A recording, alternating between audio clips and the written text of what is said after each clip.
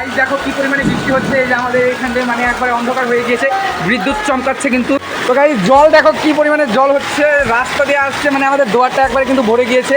আর আমাদের দুয়ারের ওপর যে সকল জিনিস ছিল সেই জিনিসগুলো কিন্তু এক সাইডে ভেসে ভেসে আসছিল, যে জায়গা দিয়ে হলো জলগুলো বের হয়। আর আকাশের কন্ডিশনটা দেখো, বৃষ্টি থামার তো নামই নিচ্ছে না, আমাদের দুয়ারটা কিন্তু পুরোটাই একবারে কাদা করে দিল। দুয়ারের জলের রংটা কাদা হয়ে গেল। গাইস এখন আমি নামবো, আর দেখো কতটা জল এখান দিয়ে, আকাশের কন্ডিশনটা দেখো।